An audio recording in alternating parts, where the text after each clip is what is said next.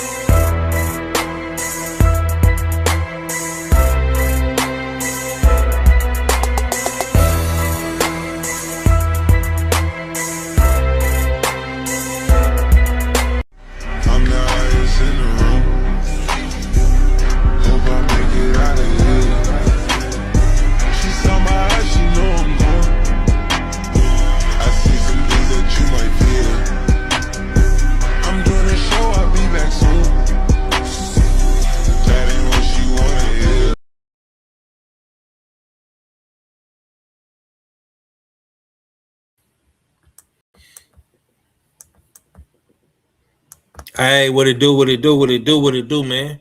It's your boy 5039, man. We back at it again with another one. Shouts out to the entire boxing community, man. Shouts out to the six. Be sure to shop usualsuspect6.com because you definitely fit the description. And if y'all tuning in, man, this is Usual Suspect today. Hosted by yours truly, man. 5039, man. Hard Hitter Sports Entertainment. Oh, yeah, man. We got a lot to talk about today, man. I hope everybody is having a great Sunday, fun day, man. Memorial Day weekend is in full effect, man. We're going to have a good time today. And, we're going to talk some boxing, man. I ain't been on here in a little minute. You know what I'm saying? If you're new to the channel, subscribe, smash the like button, share that stream down right. It's a Usual Suspect team, man. Oh, man, it went down. It went down yesterday. It went down yesterday with Usyk, man, and Rico. You know what I'm saying? In the in the desert. You know what I'm saying? In Egypt, in the pyramids. You know what I'm saying? It was definitely a great. It was a great weekend of boxing. You know what I'm saying? It was a great weekend of boxing. Okay, man, we got our first Usual Suspect in the building, man. Let's go ahead and get my boy up in here, man. This is my co-host with the most, Dana Blizzak. What it do, Art? What it do, what you saying, what a one. It's your favorite, get your most hated all fella. Pull up. It's Usual Suspect Sunday. Smash that like button, share that stream. Oh, damn right, it's Usual Suspect team.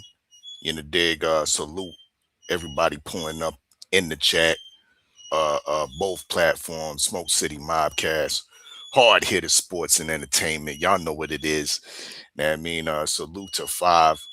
I was patiently anticipating. I was like, oh man, I hope Five gonna open it up. You know what I mean? I hope Usual Suspect Sundays is, you know what I mean, back in regular form.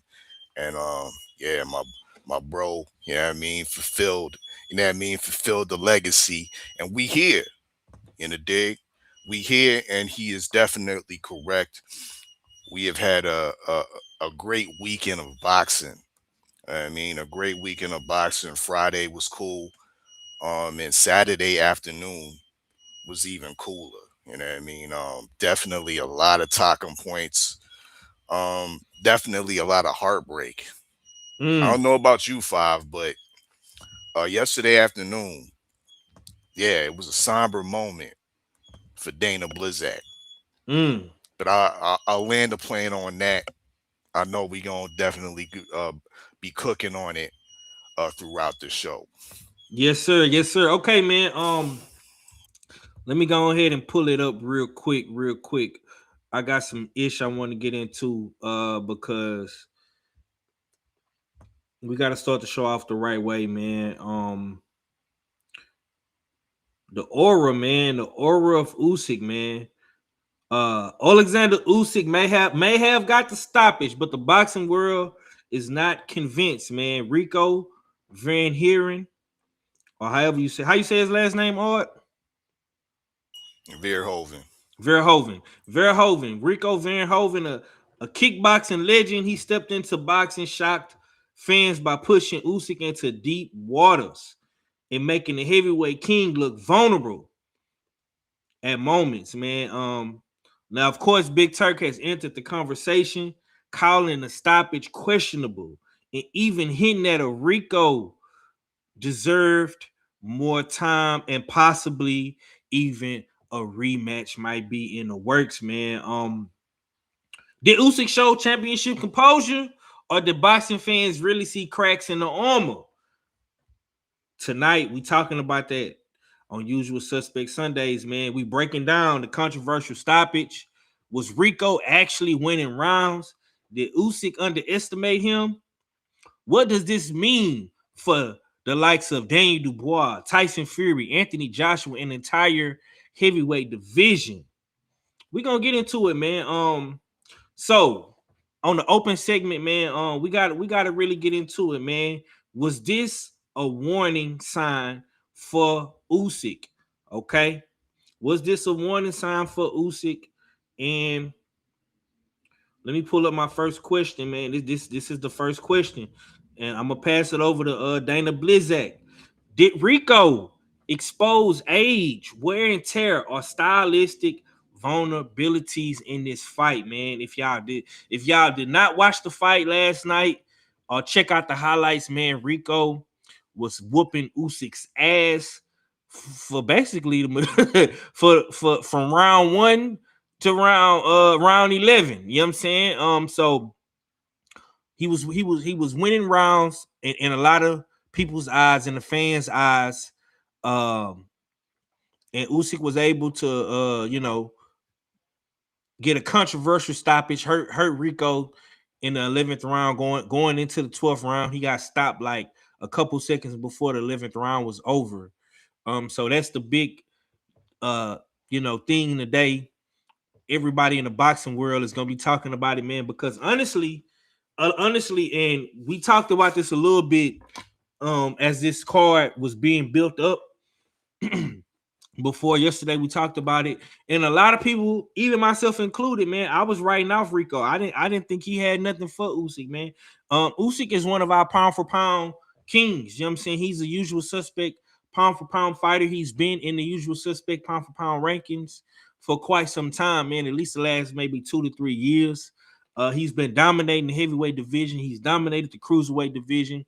We are honestly, me myself personally, I speak for myself. I'm not gonna speak for any of my brothers. Me myself personally, I thought this was a layup for Usyk. I thought this was a tune-up. You know what I'm saying?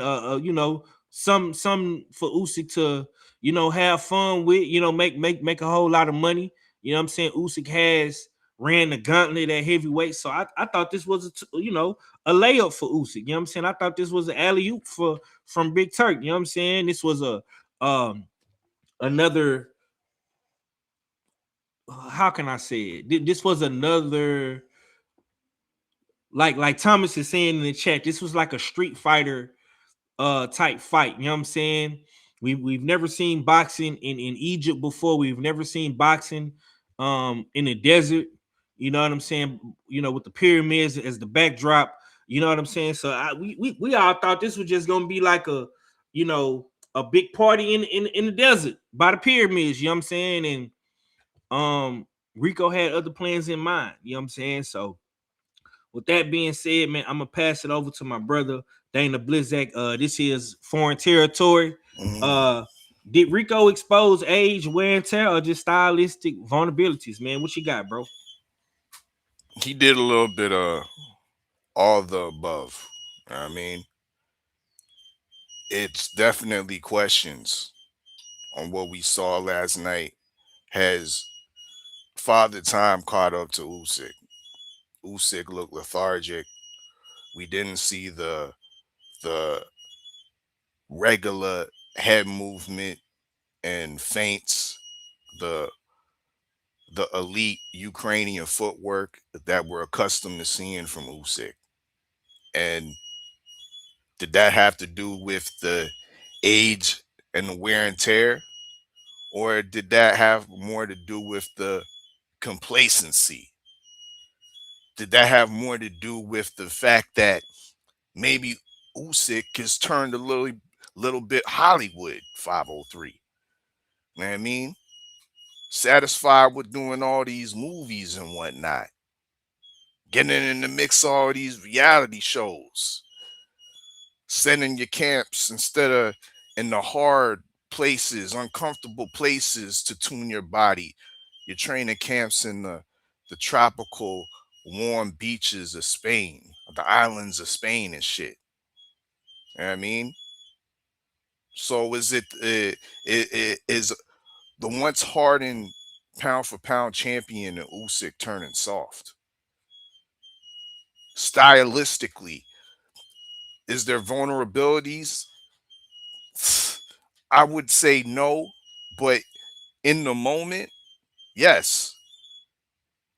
Rico was able to show stylistic vulnerabilities and surprise Usyk and befuddle him for a great majority of the evening, right? his ability to actually use Usyk's game against him. It was the Dutchman, the kickboxer that looked like he had superior footwork. It was the Dutchman that was using a probing jab and using his lead hand as a distraction, going up and down before he would attack and throw a solid punch. So in the moment, Rico did expose some stylistic vulnerabilities. Will that go into Usyk's next fight? Probably not. But yeah, once again, there was definitely some exposures on Saturday afternoon, 503. Has me questioning where Usyk stands on my current pound for pound list. He used to have such a lofty status, but after what I saw yesterday afternoon with a novice boxer with a record of 1-0 against a tomato can, you know what I mean? A rusted, over expired tomato can at that, to come in, you know what I mean, and wash, because this wasn't my game plan for Rico was to use the Derek Chisora method and try to smother, you know what I mean, and try to rough Usyk up on the inside.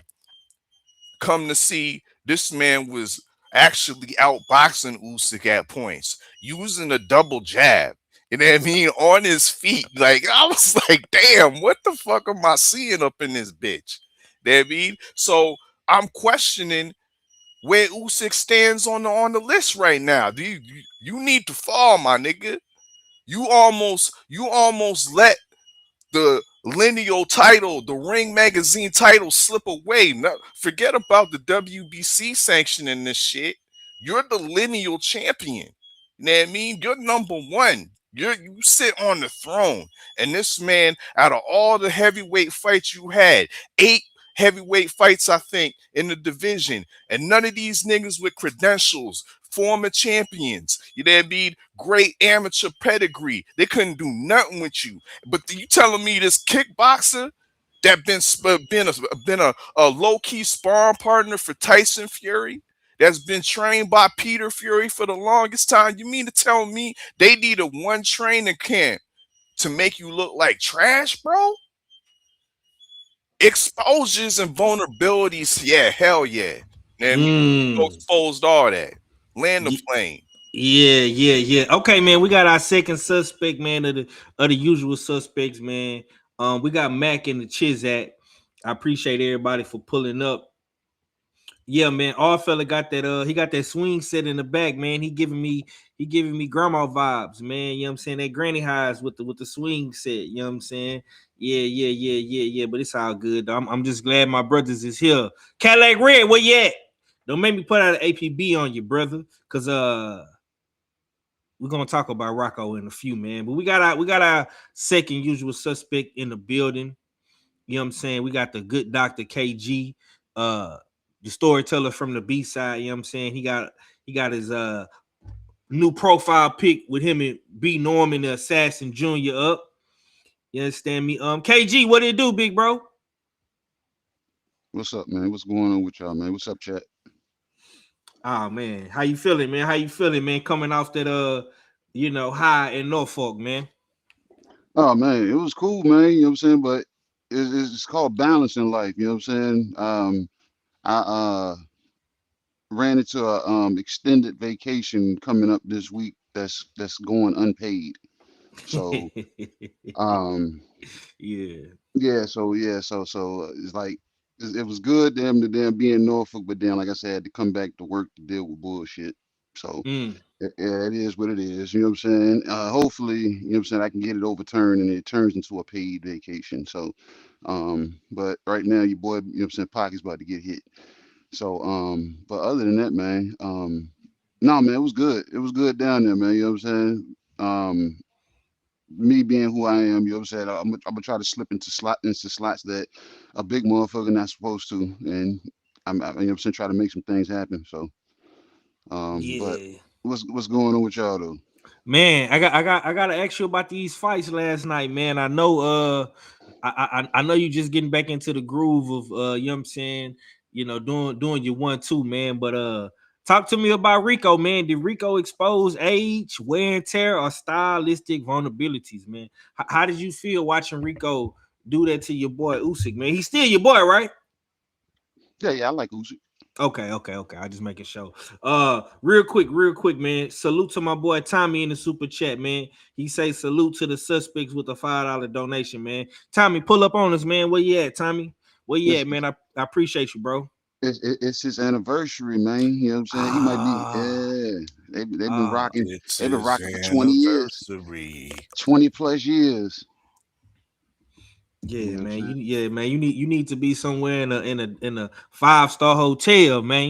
You know what I'm saying? Getting your Puerto Rican suave on. You know what I'm talking about? Yeah. Salute to you and the missus, though, man. Happy anniversary to you and your lovely wife, man. If you can't make it, I definitely understand. But go ahead, Kay. Um, I was hearing our fella, you know what I'm saying, speak about Rico, you know what I'm saying, and his performance. Good performance. I wasn't a fan of the style because all it was a redo version of what Tyson Fury does. Peter Fury trained him, bro. What do you Yeah, expect? that's what I'm saying. So, you know what I'm saying? I want to give him a lot more credit because he wasn't just, you know what I'm saying, one fight in, you know what I'm saying? Well, yeah, one fight in the ring, but he's been in the camp, you know what I'm saying? So that mimic of that almost jogging in place style that Tyson Fury does, you know what I'm saying? He held it as his style the whole time. Tyson Fury usually gets up on his toes and, you know what I'm saying, proceeds to flick the jab and box. Rico stayed almost in that running. It's an ugly style to me. You know what I'm saying? You ain't lying. Yeah, and Usyk Usyk had time, you know what I'm saying, had a hard time trying to figure it out. You know what I'm saying? And I say that because Rico didn't look like that in his first professional fight. That wasn't the style that they utilized. I don't know if Peter Fury was the actual trainer then, but you know what I'm saying, whatever they did in the camp leading up to this fight, you know what I'm saying, they implemented that style, that off rhythm style, um, unorthodox jab, you know what I'm saying? So like our fella said, it was a double jab. Some of the points they didn't look like jabs because the way they came, you know what I'm saying? So like I said, Early in the fight, his jabs were horrid. But as the it's fight progressed, he was showing a double jab, KG.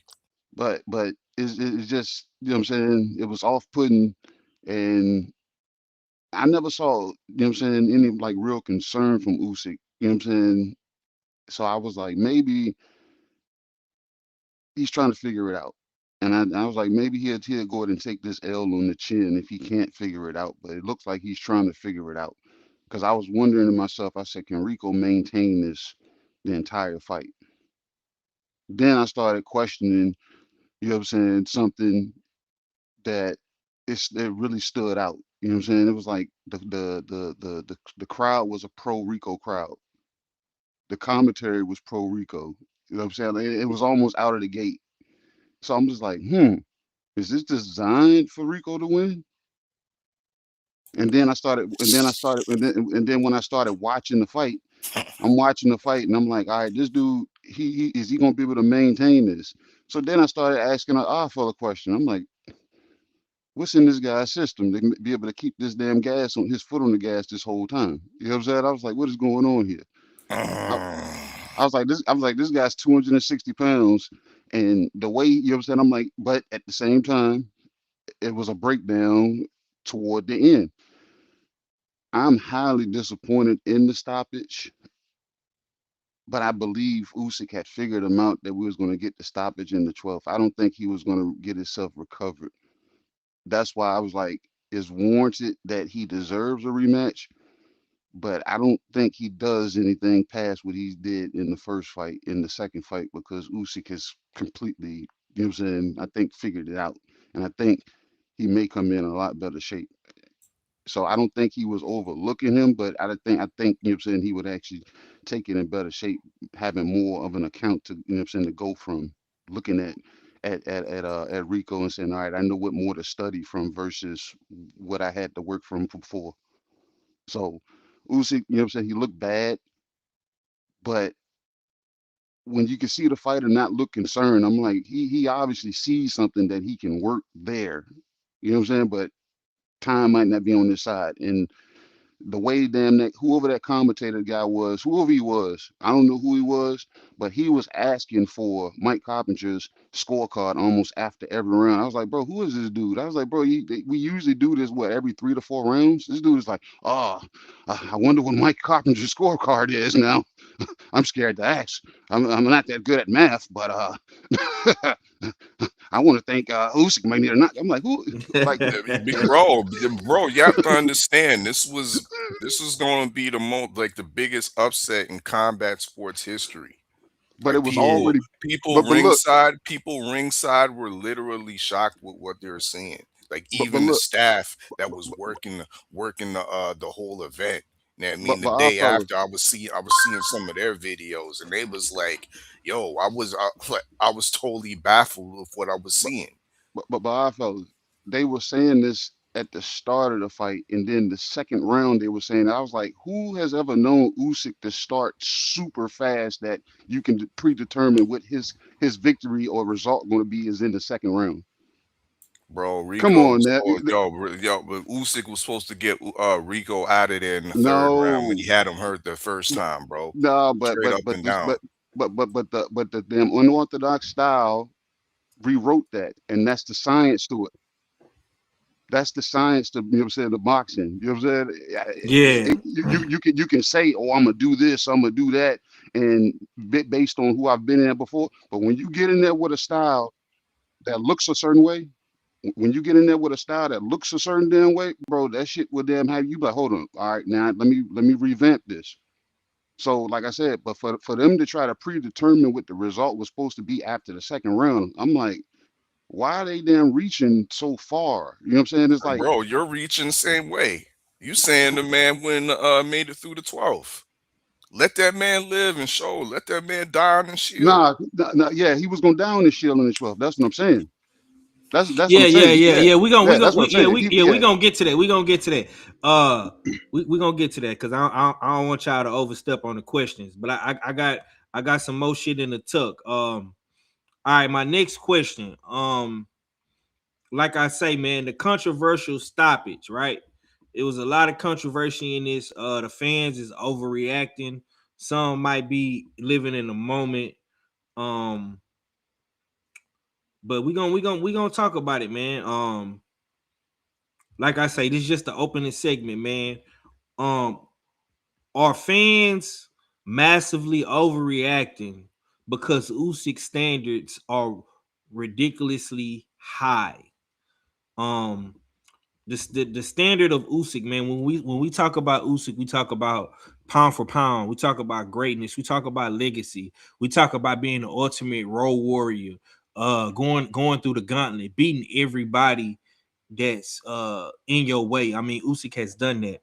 Um, do y'all feel like the fans are massively overreacting because of Usyk's standards and them being so like ridiculously high? People think so much of Usyk, you know what I'm saying? Kay, I'll let you finish cooking, bro. What's your thoughts on that? I really don't know. You know what I'm saying? Because like I said, the fans are fickle, man. You know what I'm saying? It's like it takes a certain performance for them to be up, and then a certain performance for them to be off. You know what I'm saying? And be done with a person. Just like when I first came in, what was your question to me? You asked me a fan question. You said Usyk still your boy. I'm like, yeah, I'm a fan of Usyk, but you know what I'm saying. But when Mm-hmm. at the end of the day, I like to look at what is boxing. You know what I'm saying. So I'm just like, all right, it's cool, but if he laid an egg, you know what I'm saying, he laid an egg, you know what I'm saying? And he laid an egg based off of trying to find, you know what I'm saying, an adaptation to the style that he was dealing with. And like I said, having not really like a true body of work to devise a plan from. You know what I'm saying? That was the thing, you know what I'm saying? Because Peter Fury, him and damn Tyson Fury, they probably was like, hey, let's try this. This is what Tyson wanted to do, but we couldn't do it because of this. So you know what? Hey, Rico, you're capable of doing this. You know what? Let's see if we can maintain this. And probably that's what they drilled in camp. And like I said, and once they saw it, they was like, oh, he can't find Rico. Let's go ahead and stay with it. But like I said, Usyk to me, he still looked like it was like no worry there. It was like, no, what, I just got to then figure it out. I just got to figure it out. You know what I'm saying? And it's crazy that it took what the tenth round to get the damn knockdown, and then the 11th round to, you know what I'm saying, to get what we was getting. But I was like, it's like I got mad. You know what I'm saying, when the referee jumped in, because I heard the 10-second clap. I heard the clap. I heard that clap. As soon as I heard the clap, I was like, all right. And then when he stopped and then to put the mouthpiece back in, I said, bro, this round is over with. You know what I'm saying? So I was like, I don't know if that was the referee trying to make up for him causing the pause in between the damn putting the mouthpiece in. But at the same time, I'm like, bro, you just fucked up the whole last part of this round. But you know what I'm saying? But Rico, to me, he wasn't. I didn't think. I was like, yeah, Usyk has sees this and knows he has to jump on him in the 12th, and I don't think Rico has another gear, because his gear was to do what it was doing the whole fight, which was working until the breakdown. So, like I said, the fans they're gonna hold it there, and then the critics are gonna say the shit that they're gonna say, because it's Usyk for one, and a lot of people have him on their pound for pound, and they say heavyweights ain't supposed to be there. And then Usyk didn't fight their favorite fighter when they wanted him to fight him. And you know what I'm saying? So it be the spin to it. So like I said, but me looking at it through the boxing lens, it's ugly, you know what I'm saying, on Usyk's behalf. And he ain't got too many places to run now, because it's either the rematch with Rico, but I think he would be figured out, or he had to go find out what damn Agi Caballero is them talking about. Yeah, for me, before I let all fella cook, but for me, I'm gonna say this, right?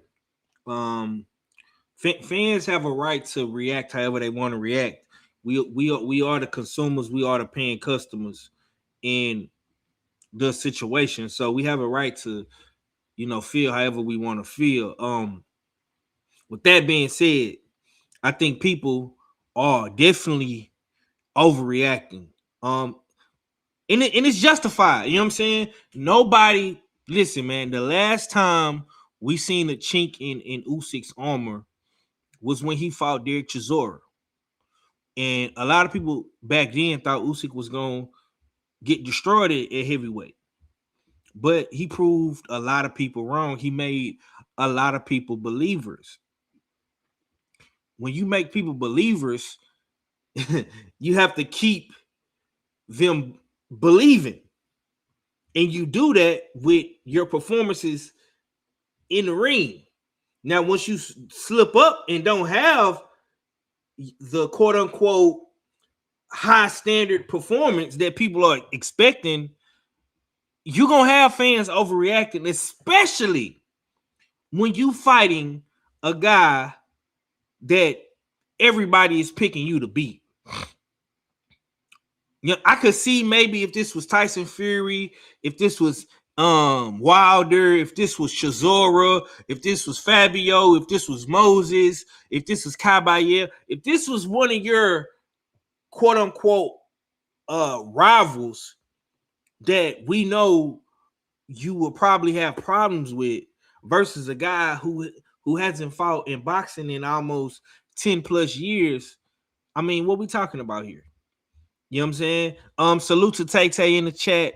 I seen my boy Big Joe come through earlier. Salute to the homie 1998 Philip Lopez. He say Rico Roy was almost champ, never got tired. Oh, so you calling him Rico Roy? Wow. Y'all saying that man was on them roids, huh? Okay. Phil, I'm gonna pass it to you, man. Take us home on this topic, bro.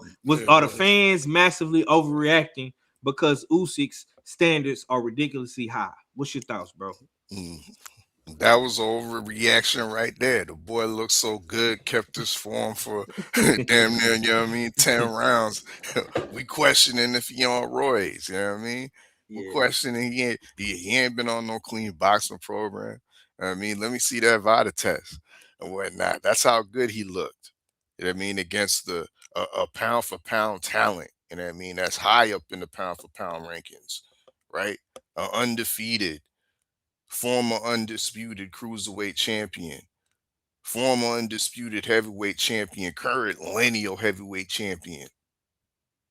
Yeah. Major overreaction is being had, 503. Deservedly. And this shit's like an onion, because onion got layers to it, bro.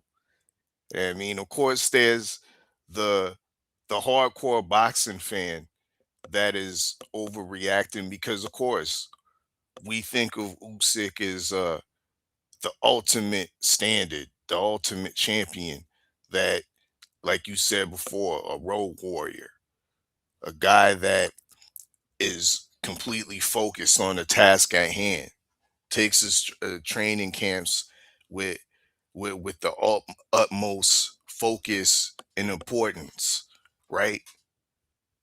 This fight right here, we seen him come in at his career heaviest, 233 pounds. Now, he didn't look all the way out of shape, but he didn't look in the typical Usyk shape that we've been accustomed to seeing him at. You know what I mean?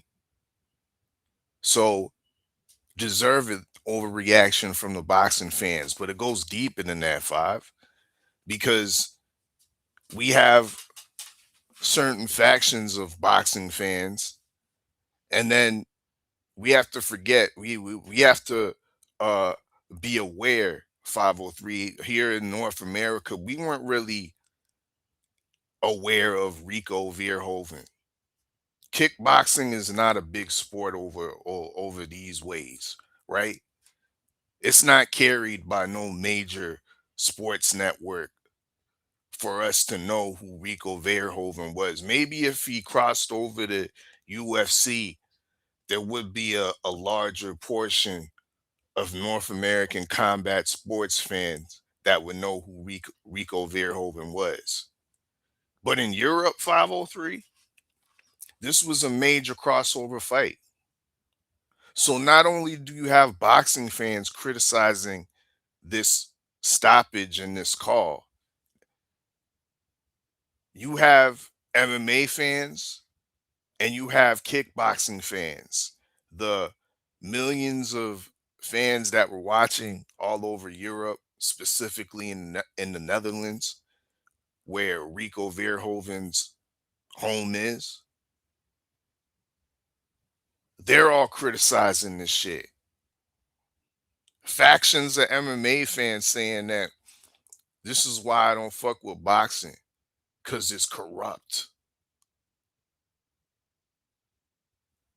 Boxing's garbage. This was rigged, because you know what the main theory or the main narrative that's going on right now amongst MMA and kickboxing fans is that the fight was rigged for Usyk to win because they didn't want a kickboxer to beat a heavyweight champion, a guy that is viewed as one of the best in the sport. It would be too embarrassing. So they took that away from Rico. And that's deserved criticism. You can't take that away because that's what it looks like, bro. You have certain factions looking at OG Turkey Johnson sideways, to the point where OG Turkey Johnson had to shut down the comments on his social media because boxing fans, MMA fans, kickboxing fans were flooding his shit because they're outraged. So let me get this right. People mad at Turk because the ref decided to stop the fight early? They mad at Turk because of that? They mad at Turk because they feel like he had a play involved into the result. Let's be real. If you look at the back of the referee's Uniform. What it say? 503. What, ring and Riyadh? Yup. Riyadh season. Yeah, that's crazy. All right, man. Let's go ahead and get into the controversy. Dana Black, stay on the Mizite because I'm coming right back to you, man. Did Rico get robbed of a real finished? Should the referee have let it continue? Was Usyk truly taking over? Did Rico deserve the opportunity to go out on his shield, man? These is all questions that need to be answered in this next segment, man. The controversial stoppage, man. Like I say, for me, listen, man, we tell y'all this shit all the fucking time. We say this every other show, every other stream, bro. KG has said it, R has said it, Red said, Max said, every Thomas said, Shower said, Queen, everybody says it, bro. Like, when you take your ass across that pond, and I don't know what Egypt is or how far Egypt is from the UK, you know what I'm saying? But I'm gonna let all fella cook on that, you know what I'm saying? But we all know how them referees get down over there across the way, you understand me? Across that Atlantic, you know what I'm saying? So, all fella, man, did Rico get robbed of a real finish? What's your thoughts, brother?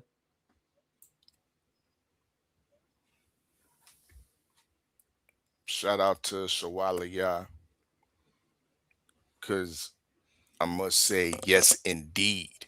He got robbed of a real finish, 503. Yes, indeed. He was robbed out there by the pyramids, 503. Come on now. Let me tell you, this was Rico's first 12-round fight.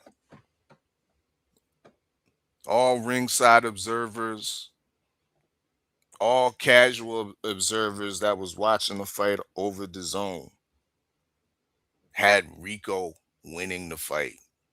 I myself personally had Rico up 7 rounds to 3 going into the 11th round. Now, yes, Usyk finally was clutch and knocked down Rico with a crisp uppercut. Rico went face first into the ropes, was able to get up before the count of 10. Once again, shame on the referee for messing up that situation. Instead of forcing Rico to continue to fight, he gave him an extra break by putting that mouth guard back in, washing the mouth guard, getting him into the corner, and putting it back in. Unnecessary. But that's the fault of, once again, of the referee, Mark Lyson, British referee. The British refereeing is on spotlight.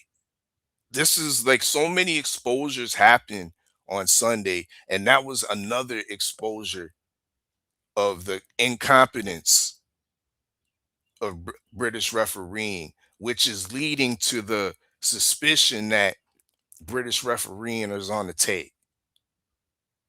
Because that stoppage right there was absolutely terrible, especially when you only have 1 second, to some accounts, 4 seconds left in the round. 1 to 4 seconds left in the round of round 11. You mean to tell me you can't let that man live and get to the end of the round? Give him that 30 seconds to recover. Let's take it back to Rico Verhoeven's kickboxing career, because he's been knocked down multiple times with head kicks, overhand right hands and whatnot. Knocked down, cut, Get back up to win. This man has won undefeated for over a decade. And we ain't talking about one fight a year type shit. We talking about 2-3 fights a year. We talking about in certain instances where he's in tournaments fighting 3 fights a day.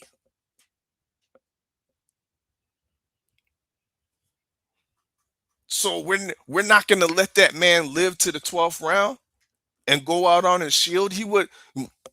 A lot of us said he wasn't even supposed to be there. He was supposed to get outed in the early rounds, but he didn't. He was really trying to rewrite history over there in Egypt. He was outboxing the master boxer, and he was almost there. 503, almost there.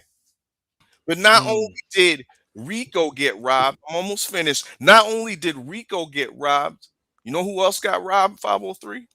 Yeah, who you talking about? Usyk got robbed. Usyk got robbed of a conclusive finish, right? We over here debating, and we over here criticizing the ref. But Usyk could have got that viral moment, that viral finish. There would be no arguments. There would be no questioning the next morning. All that lackluster performance in the early rounds could have been written off with a conclusive finish, and the referee robbed Usyk of that as well. So both fighters lost in my estimation, not lost, but was robbed of their moment on Saturday afternoon. Shame on the British refereeing system. Shame. Hold on, real quick, bro. How does a British referee get a job in Africa, in Egypt? Shouldn't the Africans, like the African Boxing Commission, shouldn't they get dibs on that fight? Hey, you're gonna have to take that up with OG Turkey Johnson. I'm asking you, bro. Who was utilizing, and that's what I'm telling you. You're gonna have to take that up because right now, Riyadh Season and OG Turkey Johnson primarily utilize the British Boxing Board of Commission as the commission that oversees these bouts, whether it's in Egypt, whether it's in Riyadh, Saudi Arabia. Yeah, that's what they do. But Egypt that's why we see these British refs. Right. Is Egypt a part of the African continent? Right. Yes. Correct. Right. Okay. I'm just making sure the logistics is aligning. But like I said earlier in my previous dialogue, 503, did you see the refs uniform? On the back of it, the patch didn't say no Ring Magazine, but it did say Riyadh Season. Goddamn Turk. All right, KG. Yeah, all fella, he said a lot, man. Did Rico get robbed of a real finish, man? What say you, bro? Yeah. Anytime Michael Buffer, you know what I'm saying, can say at 2 minutes and 59 seconds, referee calls a stop to the fight. Only way that's acceptable is if a punch was thrown at 256, 257, 258, and it knocked Rico down. That's the only way I can see the referee jumping in and doing something like that. Not with a barrage of punches. Though all of them, I want to say all those, majority of those punches landed, but it's still at the same time, you heard the clap, 10-second clap. You should have allowed that. That meant, and like I said, he was right there by his corner too. He wasn't too far from his corner. So that could have continued. So he was robbed of given the privilege of going out on the shield. And like our fella said, Usyk was robbed of, you know what I'm saying, of a potential viral moment. You know what I'm saying? So it was nasty all the way around. You know what I'm saying? So the referees came as a package deal with OG Turkey Johnson. That's why he had Riyadh on the back of his shirt. You were right. The commission there in Egypt, if there's a commission in Egypt, you know what I'm saying? Because Africa being a continent, you know what I'm saying, different countries has different. So I don't know how that worked out. I couldn't even tell you. You know what I'm saying? But I don't know. When was the last time we had boxing in Egypt? So I don't know. Maybe they brought all their cups, plates, and knives and forks with them, and the referees was part of that. And this guy was just, they rolled the dice, and he happened to, you know what I'm saying, be able to make that trip. So, but I don't know. Everybody got robbed. The fans got robbed. Yeah. Yeah, everybody got robbed, you know what I'm saying? Because everybody, you know what I'm saying, wanted to see this, and everybody was on the edge of their seats, and I still don't know who that commentator was that was on the edge of his seats. He got robbed because he must have had money on Rico. You know what I'm saying? Because he was like, oh my God, he was, you know what I'm saying? He had Rico down his throat the whole damn fight. From the beginning of the first bell to the end. So he was disappointed. He probably bet his house on that. He can't even go home now. He's stuck in Egypt. Man, yeah, man, whole lot of questions, man. This is why you love boxing, though, man, because I say this shit all the time, man. You never know until you know, man. You know what I'm saying? Who would have known that Rico was gonna come in and do what he did? Nobody seen that shit coming, bro. Like I say, man, a whole lot of controversy, man. This is my last question in regards to Usyk and Rico. Did Rico deserve the opportunity to go out on his shield, man? For me, man, I'm gonna say hell yeah, fucking right he did. Because it's a saying in boxing, right? We always say this, man. In order to win the fight, right, you got to take it to the champion. You always hear guys say that, you know what I'm saying? You got to take it to the champion. Yeah, man, you got to be in his face. You got to be in his in his chest. You got to throw your jab. You got to throw your combinations. You got to take it from him. Was Rico not taking it from Usyk? Was he not bringing the fight to him? You know what I'm saying? Like, what was he not doing? For him to go out on his shield, he deserved that. You know what I'm saying? I know a lot of times these referees are put in very, very difficult situations. They have to be critical thinkers in critical moments. They got to think fast. And yeah, man, that ref that referee, man, he just to me watching that fight, I'll say this. I think Rico was more fatigued than he was actually hurt. I think the fatigues. People say he was on the roids and he was on the juice and whatnot, but to me it seemed like he was more fatigued than anything versus him being hurt. I think Usyk did catch him with a good shot. You know, that uppercut, man. Listen, man, when you get hit with an uppercut, bro, I don't give a fuck who you is. When you get hit with a flush uppercut, man, that shit can hurt anybody. You know what I'm saying? So, yeah, that's just my little take, my 2 cents to the talking party. You know what I'm saying? I feel like Usyk, you know what I'm saying? Usyk did what he had to do, you know what I'm saying? But the ref did make a bad call. And I think Rico did deserve to go out on his shield, you know what I'm saying, on some Deontay Wilder type shit. That's just me. The homie said had Rico winning. Thomas say me too, 7-3. Thomas, he say British refs may have been looking very shaky the last month and a half. Yeah. I mean, we seen some, and that's crazy because in the Daniel Dubois fight, Fabio Wardley fight, you know what I'm saying? He let them fight. You know what I'm saying? So I don't know, bro. Man, you never know with them UK refs, man. All fella, man. Did Rico deserve the opportunity to go out on his shield, man? Give me your final thoughts on this fight. Like I said, the way he was able to overachieve,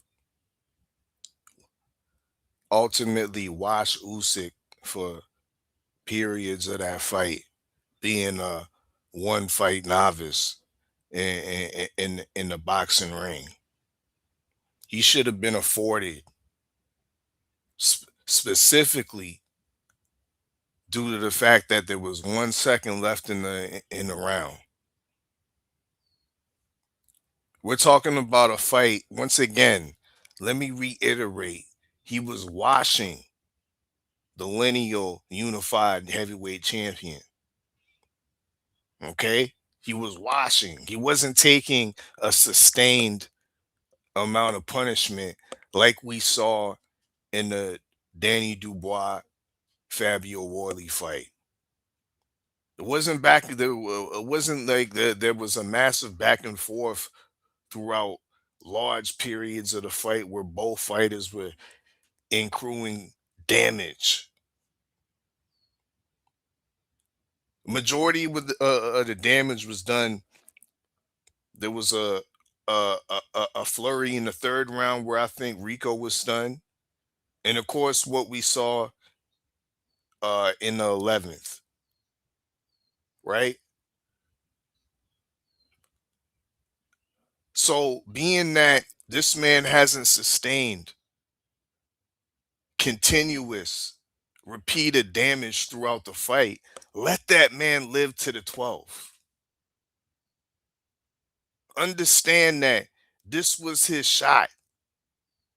This was his shot to be the next Buster Douglas, because he was in in a similar situation. The man's mother died during this camp for this fight.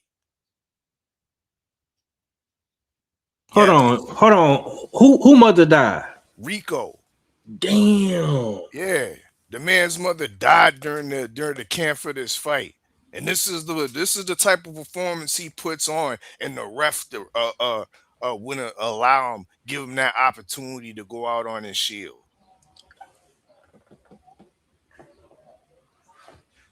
So yeah.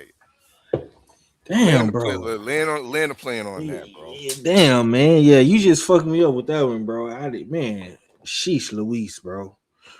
Good googly moogly. Yeah, man. Yeah, I hate that for that brother, man. That's crazy. KG, man, close us out on this, bro. Did Rico deserve the opportunity to go out on his shield, man? I'm gonna keep it short. Our fella said enough, man. You can move on, man. Okay. Yeah. Okay. Man. Okay, so my next thing I wanted to get to, man, we gotta talk about this because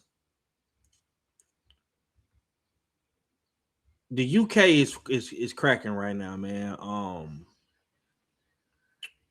The UK has a plethora of champions now, man. And it's just it's getting to the point, man, where these boys is, to me,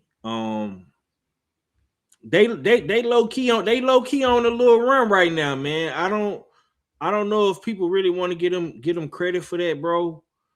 But for me, man, I gotta give credit what credit is due. When you look at the landscape of boxing, right? You look at Hamza Shiraz, you look at Dalton Schmidt, you look at Daniel Dubois. You look at all these different guys coming from the UK. And for me, I'ma just say I like what I'm seeing, man. I like what I'm seeing. You know what I'm saying? Because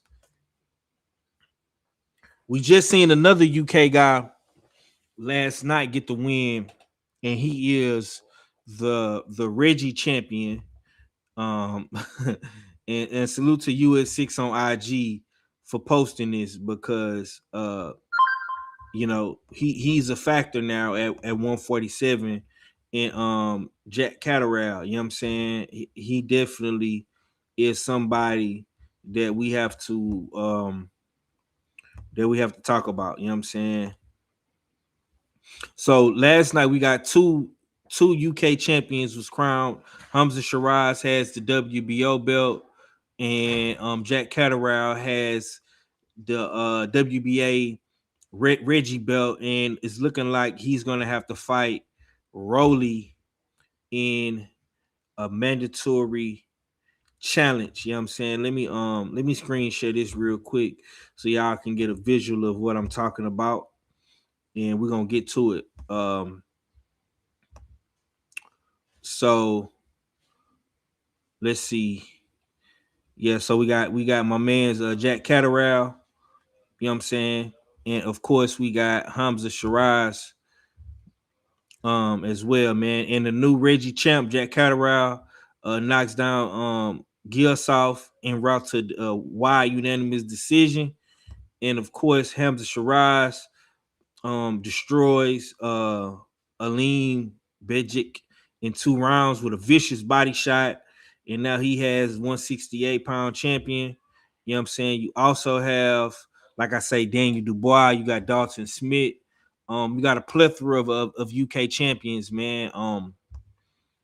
So I want to ask y'all this, man. Who becomes the next UK superstar after AJ Fury Usyk era ends? You know what I'm saying? You got a lot of different fighters to pick from from the UK. You know what I'm saying? KG, who do you think is gonna be the next guy in the UK? First, what you were saying, you're liking how the UK is moving and what they're doing. I don't know what their social media circuit is like over there, but over here we're social media first. You know what I'm saying? So all our favorite fighters and, you know what I'm saying, fighters that we don't like is going back and forth on X and IG, and you know what I'm saying, got content creators supporting them, and you know what I'm saying, nefarious ways and stuff. You know what I'm saying? So it's just, I don't know, man. So when it comes to that, maybe they're focused on fighting over there.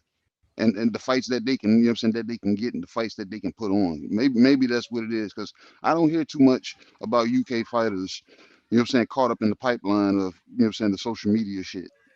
I only hear about them when it's time to fight. So I don't know.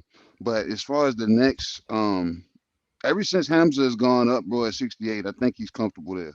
And I think they got trouble there with him. So he might be the it guy at 68, you know what I'm saying? Especially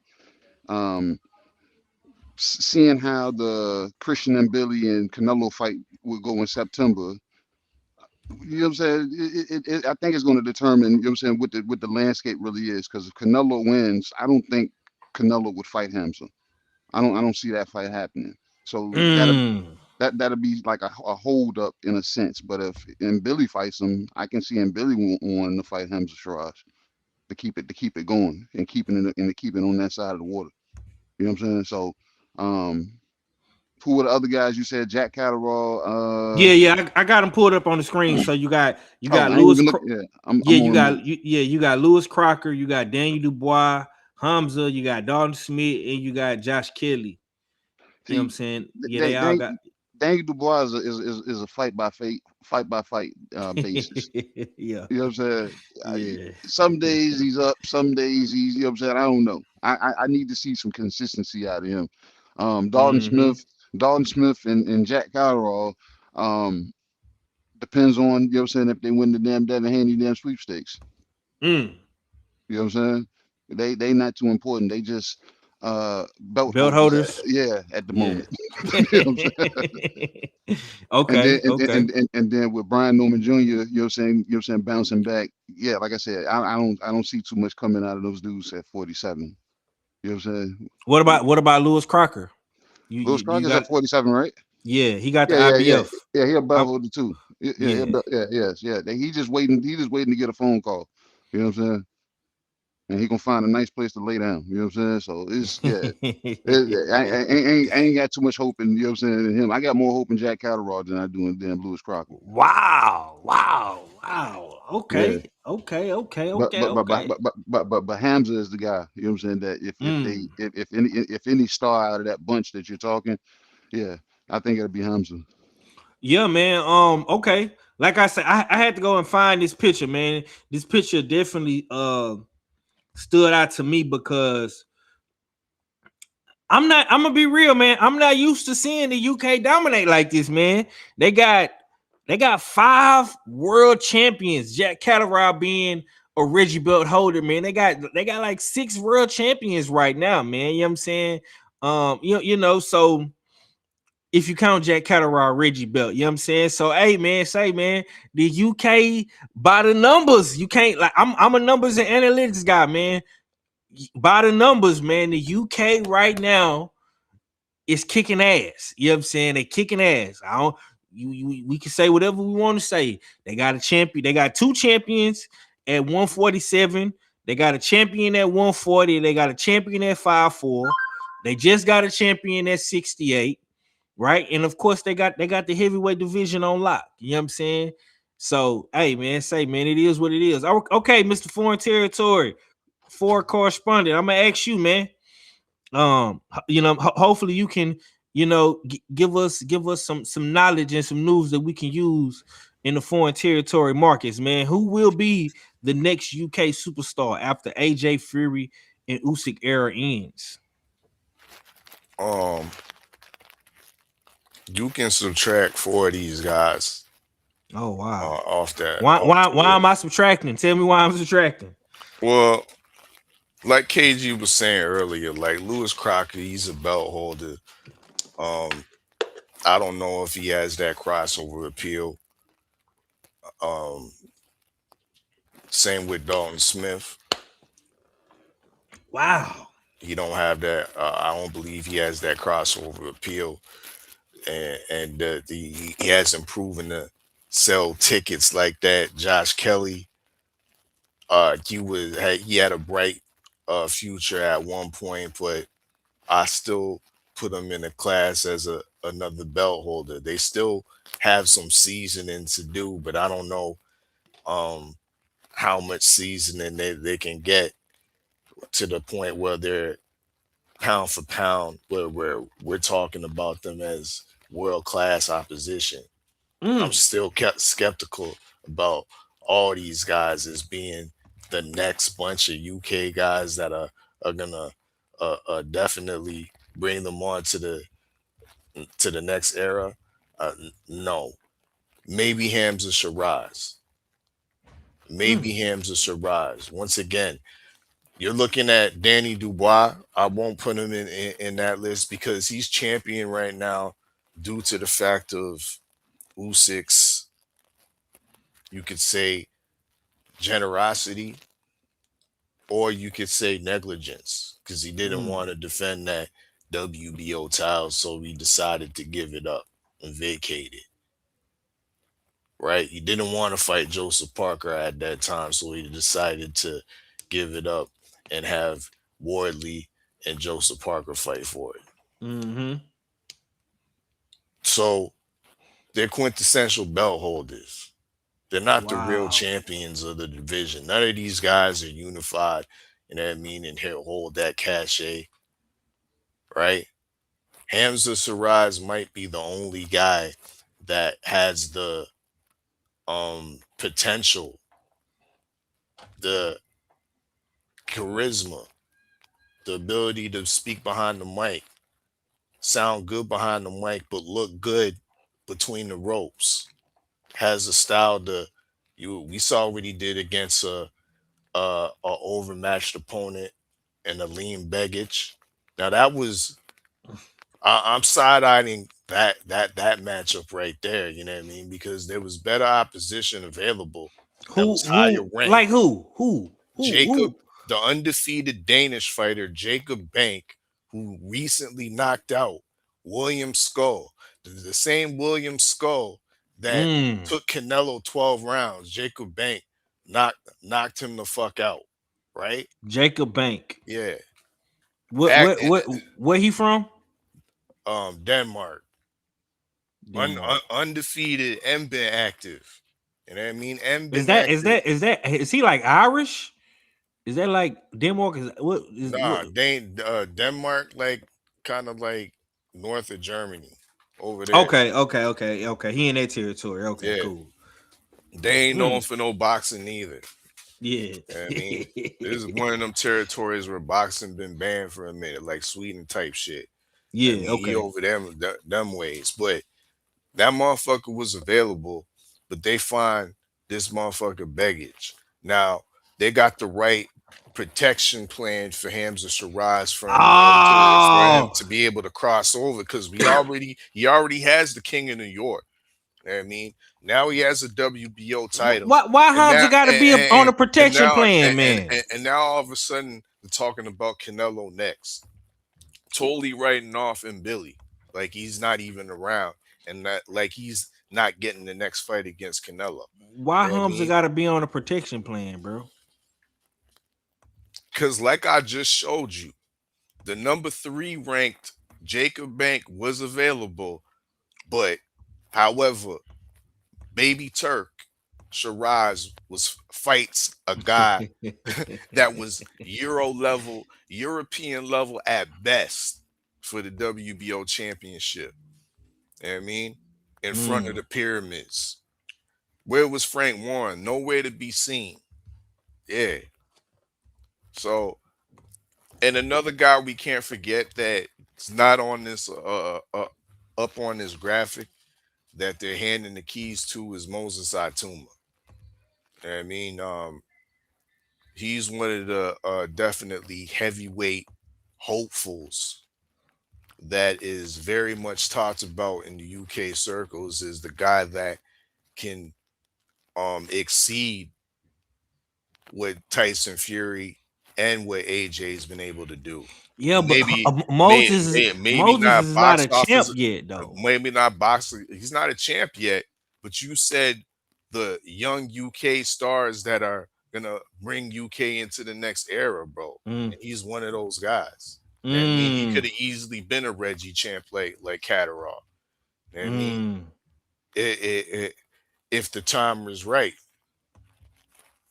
but he's So definitely so on that list. so Hamza Shiraz, instead of fighting the number 3 guy in Jacob Bank, who's 19-0, he fought Aleem Begic, the number 4 guy. What's wrong with fighting the number 4 guy, bro? Don't why you shitting on Hamza like that, man? Because Beggage ain't did shit, bro.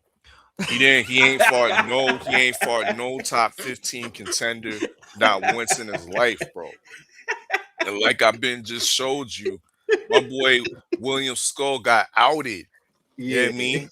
Packed up, put to bed, Uh-huh. left in the dirt by Jacob Yeah. Bank.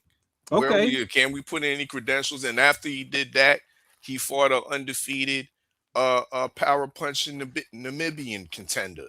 Knocked Mm-hmm. him out in 5 rounds. What is we doing? Yeah. Hey man, I'm gonna be real with you though. I'm liking the 168-pound division. I'm looking at the rankings right now. So you got IBF champion, you got our boy Iglesias, right? WBC, you got M. Billy. Lester Martinez got the interim. WBA is Jaime Munguia, and Canelo is coming back to fight in Billy. So hey man, 168 looking real good right now. You know what I'm saying? Hamza needs to, he needs to get up in there. You know what I'm saying? He needs to fight. He needs to fight a legitimate opponent, because I don't think this Aleem guy, he's gonna get too much credit from. Now I value what my brother says. You know what I'm saying? He says Begic wasn't the guy. So we gonna see how Hamza Shiraz moves forward. And Bro, Beggage was gift wrap, bro. yeah, okay. I'm gonna take Packaged up. your word on that. But he was a top 5 guy in the WBO. You know what I'm saying? So You know that yeah. food that get gift wrap. You know what I mean? On the holiday season, that's what he Yeah, was. he was foil paper, huh? Foil paper, huh? Tupperware. God damn. Okay, man. All right. So let's go ahead and move on real quick. I got some more questions to get to, and we're gonna get to them, man. let me pull up this clip real quick while we get into it. Let's see. Here you go. Yeah. For the situation, I'm ready. I think Germany is ready for the fight. All the German fans wait. I know many Ukrainian people live also in Germany. Let's do it in Germany in stadium. I think the fans want to fight. All the fans in boxing. Let's do it, Usyk. Okay, let's do it. No problem.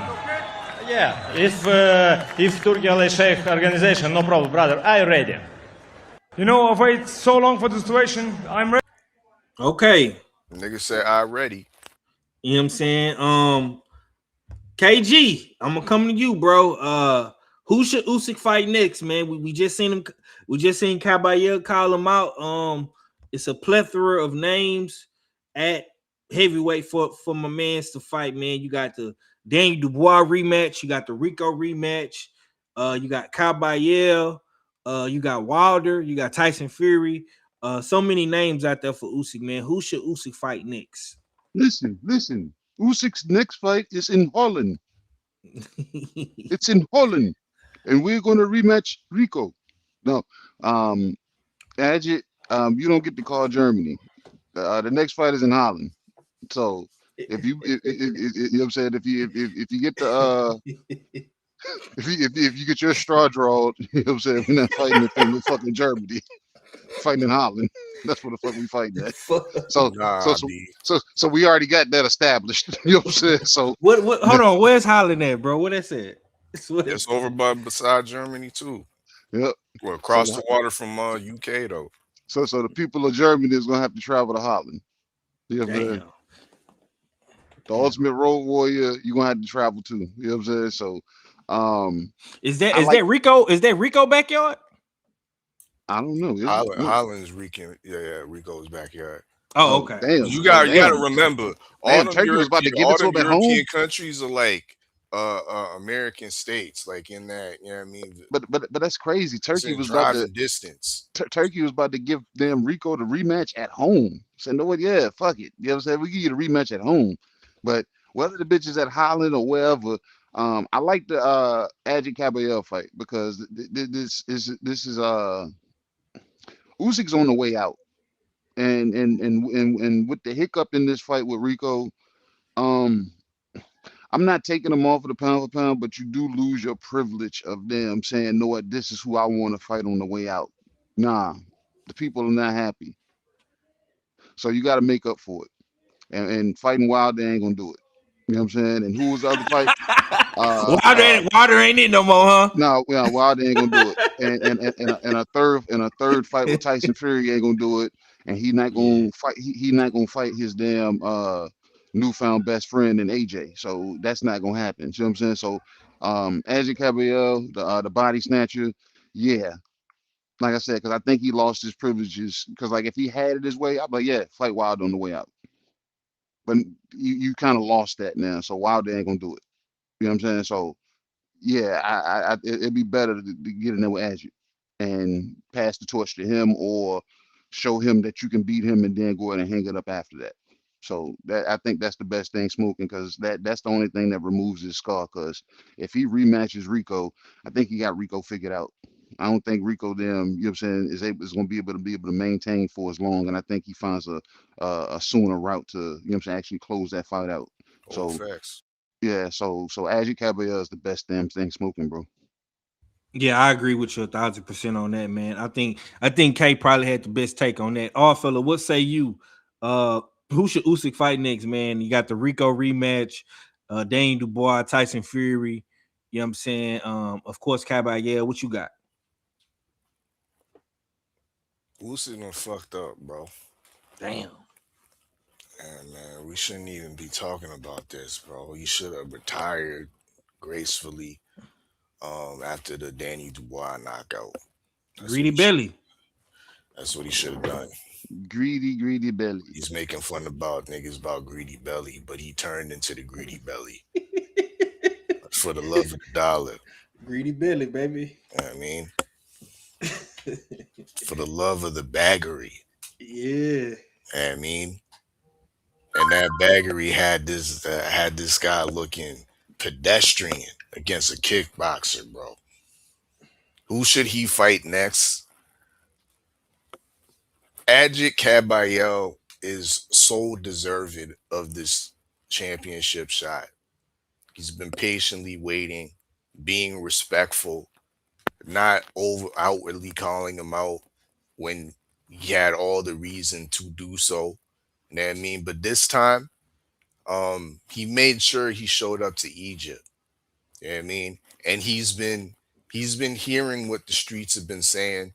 He's been listening low key to what OG Turkey Johnson been saying. And of course, OG Turkey Johnson loves giving out secrets. You know what I mean? He loves spilling the tea, so to speak. And in the lead up to the fight, he's talking about, yeah, Usyk don't like talking about the future, but we got a nice surprise for him in Turkey. You know what I mean? So ultimately, now we think, okay, low key, this Rico fight, Rico has no chance because they're already planning Usyk's next fight in Turkey. You know what I mean? And if it's in Turkey, possibly it's gonna be Adjik Kabayel as the opponent for Usyk in Turkey. But from my loose knowledge of the situation, Adjik Kabayel he's from Germany, but he's from Kurdish descent. And from my loose knowledge of the whole geopolitical structure over there and and situation, there's a problem with the Kurds in Turkish. So he came to Egypt, came into the ring with the German World Cup soccer team jersey on. I mean, one of the most identifiable soccer jerseys out there. That German, that I forget, it might have been the 88 World Cup soccer jersey. He came in with that on just to make OG Turkey Johnson we gonna have this fight in Germany, not no Turkey, in Germany. We can sell out stadiums in Germany. You know what I mean? There's a huge Ukrainian base in Germany. You know how I know that? Because two of the we can call them legendary brothers in Vitaly and Vladimir Klitschko. We all complained as North American boxing fans that they ruined the heavyweight division. You know why? Because they was based in Germany. Ukrainians, two Ukrainian brothers that held down the divisions for decades, bro. So the base is there. So fuck what they talking about in Holland and shit. Rico gonna have to wait. I mean, he's deserving of a rematch, but not immediately. Big boy business needs to be attended to. Adjik Kabayel and Usyk need to fight next in Germany because it makes all the sense in the world. Big stadium fight. You know what I mean? You got all the German fan base. You got the Kurdish fan base that can freely go. Who knows if they're gonna get persecuted if they have in the Turkey? I mean, they won't be be able to openly express themselves and cheer like they want to cheer if it's down in Turkey. Let them let them live in Germany and get this fight done. I mean, Usyk's next fight should be Adjik Kabayel, straight, simple, and plain. The waiting's over. Well said. Well said. All right, man. I agree with my brothers wholeheartedly. You know what I'm saying? We definitely need to see Kabayel get his shot. You know what I'm saying? And that's that on that. All right, man. I was trying to wait for Cadillac Red to pull up, man. But we got to talk about it, man. His boy, man. Rocco, man. Rocco got put on a t-shirt yesterday, man. In the second round of his fight, this was his.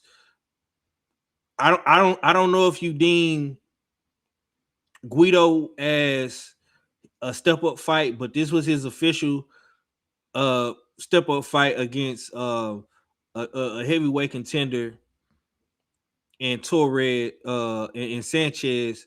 Torres fought Frank Sanchez, man. Yeah, this was bad, man. This was bad.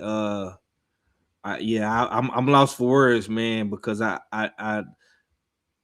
didn't see that coming. You know what I'm saying? We didn't really talk about this fight as much. We didn't do no predictions or pick'ems because we taking a break from the pick'ems right now in the fight pool. But shouts out to Frank Sanchez. You know what I'm saying? The Cuban, the goddamn Cuban Flash, man. A lot of the Cuban boxers have been losing. But Frank Sanchez, you know what I'm saying? He got it back in blood for the Cubans. You know what I'm saying? So salute to him for that. KG, I'll start with you first, man. Was Richard Torres overhyped, man? Was your co-host boy, man, Rocco, was he overhyped? I tried to tell y'all motherfuckers I had never been sold on Rocco. Like, and I'm not writing Rocco off saying that he can't bounce back from this. Oh my God. But at the same time, I had never had high hopes for Rocco. You know what I'm saying? Though, you know what I'm saying? He what was he, a silver medalist? Silver, yes. Yes, silver medalist. Put some respect on Rocco's But name, but please. but his he was not the superior boxer. You know what I'm saying? When you look at both of these fighters. So I think I didn't overlook Frank Sanchez. I was just like, you know what? He has to damn deal with uh the wild one and see if he can weather that. Because he does have a superior damn boxing skill set over Rocco. So Rocco, he just has to figure out and see and wait for Rocco to make mistakes. And Rocco made mistakes sooner than even I anticipated. I didn't think he was going to make, you know what I'm saying? Like, and if you go back, it's a guy that I follow, and I think I follow him because I think I seen 503 liking, you know what I'm saying, the post that the guy was putting up. There's a guy that he stops and slows down everything and shows you the scientific reasoning behind certain punches. Um, Frank Sanchez, he kept baiting Rocco, like not throwing the punch at the face, but he kept throwing it toward the shoulder. And every time he did it, Rocco would lean off to the right. I mean, lean off to the left, lean off to the left. I was like, bro, I was like, he's setting the table right now. And I seen that in the first round. I was like, bro, and this is before somebody backstage might have said something about it. It was like, oh man, Frank, or the commentary might have said it about how early Frank was able to land the right hand. And then I had seen a clip of Showbiz. He was sitting ringside and he was saying the same thing. He was like, man, he was landing that right hand early. And I was like, yep. I said he's just gonna bait Rocco because I say because Rocco has the crazy thing. Rocco would jump on every one of his previous opponents. He had respect for Frank Sanchez because of the boxing skill set that he knew he had. So it was like he knew he couldn't just jump in on Frank. But at the same time, it might have been the best plan that might have got him somewhere that would have had Frank on the back foot and had him flustered a little bit. But Rocco stayed where there was space and gave Frank Sanchez opportunity. And like I said, Rocco showed the lack of skill set with the mistakes that he made and leaned right into a punch that didn't take long for Frank Sanchez to come right back to. So um Rocco got hard. He was fighting to get back up, but the body was saying no. You know what I'm saying? So but like I said, Rocco's young. Rocco's young, and this is a learning curve. This is a learning curve, and the Bomac philosophy may take a little bit more time to take form.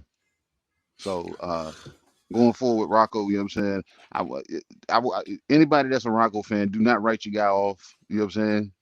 You know what I'm saying? Let him look like I get people telling me, hey man, check on your guys. Yeah, that's still your guy and every damn thing. Bro, if Rocco's your guy, you know what I'm saying? He ain't never been my guy, but at the same time, I don't count anybody out because, like I said, this is boxing. But yeah, Rocco, you know what I'm saying, got crucified. They just forgot to cross his ankles.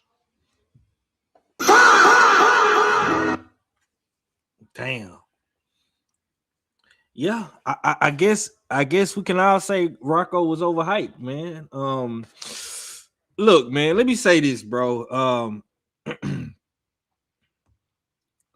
This ain't just about Rocco losing, man. The bigger conversation that we need to have, bro, is what's going on with the American heavyweight development system.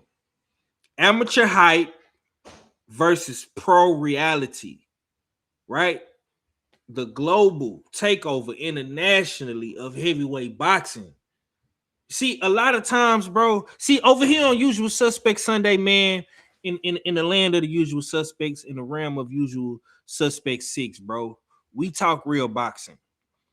We not fanboys. We might like certain guys and root for certain guys, bro, but when you come to our show, bro, we are going to talk boxing on a global, international scale. We're not just going to talk about Devin Haney. We're not just going to talk about Shakur. We're not just going to talk about little Tinky Tank. We're not just going to talk about the favorite, popularity, most popular guys who's winning the popularity contest for clicks, views, and likes and shit. Right? We've been telling y'all for a long time, bro, that the American heavyweight boxing landscape is spread thin. It's short. We don't have that many heavyweights over here, gang. And with Rocco losing in Egypt, in foreign territory, of all people, he loses to a Cuban. Some call me a Cuban sympathizer, right? But I'm the first to tell you, bro, I didn't see Rocco get knocked out in the second round. And how he got knocked out, bro, it was very, very simple but deadly. I don't even think Uncle Frank put a whole bunch of pop in that punch. He just placed it so beautifully. And this is what I love about the Cubans, man. Them Cuban guys, they can be real technical. You know what I'm saying? And I know Uncle Frank got that. He got that in him. Pause. Right? I just don't understand how come America, we could keep having all these great stories, but we don't have any dominant heavyweight champions no more, bro. When you look at the heavyweight landscape, right?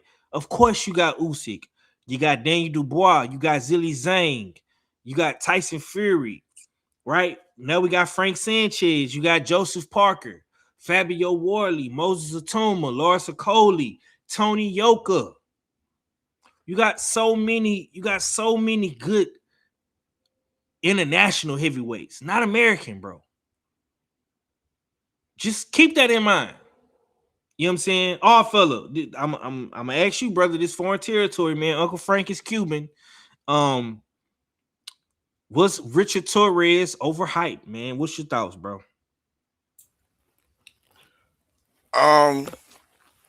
No, I don't think he was overhyped. I think he was overhoped. He was overhoped. I was one of those guys. I mean, they wasn't putting Top Rank wasn't putting heavy hype behind Rocco Torres. You know what I mean? He wasn't headlining events like that and shit. You know what I mean? He was over there. He was being exported as a Riyadh season fighter. I mean, give him that opportunity, go over there, you know what I mean, and see if he can be great. Now, we ain't gonna slander Rocco like he ain't shit. He had some good wins. He beat Brandon Moore, another uh underrated American heavyweight with an undefeated record that Rocco took his O.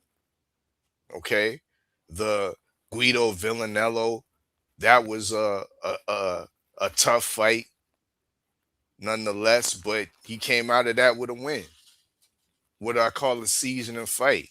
But this fight right here, bro, um, we got to see this shit. You know what I mean? And full credit for Rocco and full credit to Top Rank for allowing this fight to happen. They could have easily continued to protect, continue to feed him more of a top rank diet, and and take more of a softer road, softer opposition. But this was a true test, a true top 15 type guy in Frank Sanchez. You know what I mean? And what we saw, for one, before we get into what we saw with, of course, the obvious results, should we not be questioning the physique and the condition that nephew Sanchez came in? You know what I mean? Because we we like to point that out when it comes to the Druce crew. When one of their fighters, you know what I mean, look extraordinary and whatnot. But yes, he was trained and does train in the Eddie Reynoso gym. You know what I mean, and he was looking absolutely yoked, jacked up, diesel, whatever you want to call it. That man was all of that. The best condition I ever seen nephew Frank Sanchez in. You know what I mean?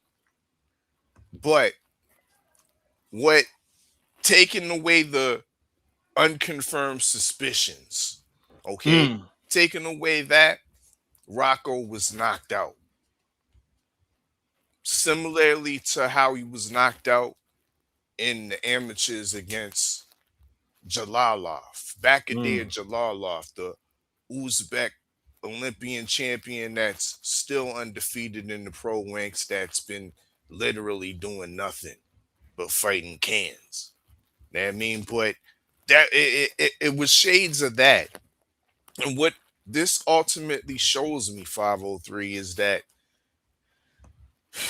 our boy Rocco does not have a world-class chin. You know what I mean? Because what we saw in the main event when old boy got knocked down, he was able to get up.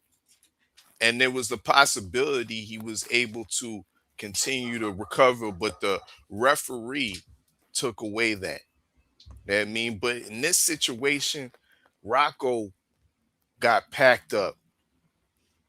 He got, well, what that New York brother say, he got took to Ping Nation.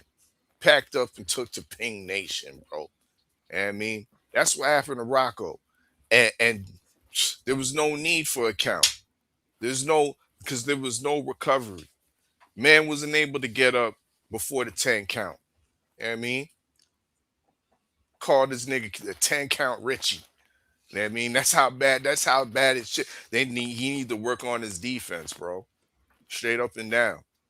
Reckless, fatal mistake. Reckless, fatal mistake. You know what I mean? Caught him, and his chin has been exposed for not being world class. Not good enough to fight within the tiers of the top 15. Nephew Frank exposed that. You know what I mean? You should hope if your defense fails and you get clipped with the punch, you're going to get wet in this game. But you should hope that if you get clipped with the punch and you get knocked down, you still have the ability to get back up and at least try to continue the round and have some type of recuperative abilities. But we ain't see that, bro. Defense needs to be definitely worked on. I'm still going to be a fan of Rocco, but that was highly highly disappointed. You know what I mean? It was a somber night after what I saw. I mean, after that knockout, I was hurt. You know what I mean? And to even peel it even deeper, he was a real hope, a real American heavyweight hope that was being put on. We saw what happened to Jared Big Baby Anderson. Rocco was the next in line. He was talking the talk, the way we like the way we like to hear it. He was calling out Moses Atuma. Yeah, I want that smoke. Yeah, that's a fight that makes a lot of sense. Mm-hmm. But yeah, he didn't carry his part of the bargain, Five. I mean, he failed the heavyweight American landscape. Back to the drawing board. Okay. Why do American heavyweights keep falling short internationally? It seems like now with this new batch of American heavyweights, we can't seem to get out of get out of fourth gear. You know what I'm saying, and rev up the engine how we really want to, and hit the highway. Because we keep running into brick walls internationally, right? This is the second heavyweight of this era to fight someone on the other side of the pond and come up short. Um, even though Uncle Frank is Cuban, this fight took place on a Ring Riyadh card, right? This fight was held in Egypt, so you have to put all that into perspective. He fought on the road against a non-American heavyweight, a Cuban heavyweight, which we know Cuba is known for having great fighters. Some might say the Cubans are better than the Americans, right? Depending on who you have a conversation with. You know what I'm saying? So that's just something to keep in mind. But when you think of great American boxing heavyweights, right? You think of the Tysons, the Holyfields, the Foremans, the Riddick Bowes, right? You know, you think of those guys that held down. Of course, you think about Muhammad Ali, but he's everybody's GOAT, right? Joe Frazier, you know what I'm saying? Ken Norton. American heavyweights have dominated since the beginning of boxing. You know what I'm saying? We go all the way back down to Jack Johnson, right? To see, I mean, America has always had a great heavyweight. You think about the Brown Bomber and Joe Louis before we had a Bronze Bomber and Deontay Wilder. Even Deontay Wilder, man. When Deontay Wilder, reigned, and he fought the Cuban and Luis Ortiz.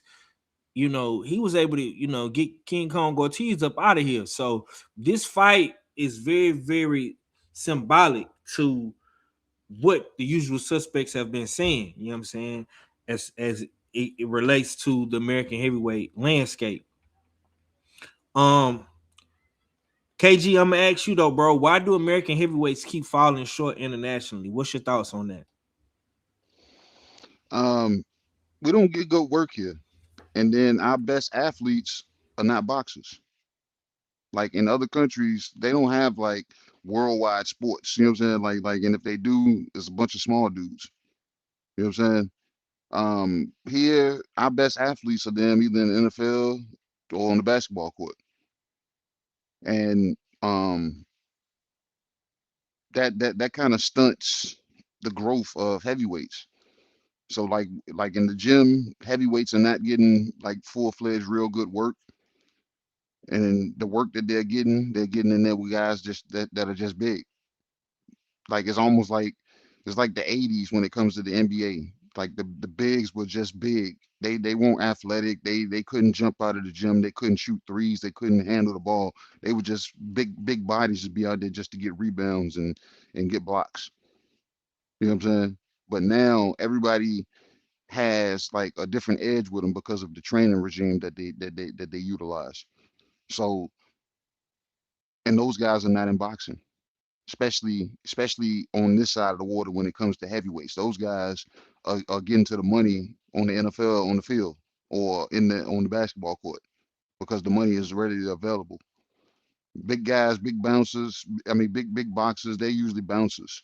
They're usually security guards. They're usually just some big dude that say, people say he can hit hard. Some of these dudes don't find a boxing ring until it's late, you know what I'm saying, into their career versus over, you know what I'm saying, over across the water. Those dudes are grown up as far as being either hard workers and then they're thrown into boxing, you know what I'm saying? But it's not like they had another avenue to go play basketball or go play football or something like that. It just didn't pan out like that. A lot of American heavyweights that, you know, well the ones that I know I can talk to on a regular basis, they tell me the best heavyweight sparring they get is across the water. When they get the call to go over to go help somebody prepare for a camp, they said that's the best sparring that they usually get. Like they'll get heavyweight sparring here, but it's not like iron is really sharpening the iron. It's just like you're the iron and you're just hoping somebody, you know what I'm saying, of equal, you know what I'm saying, toughness shows up.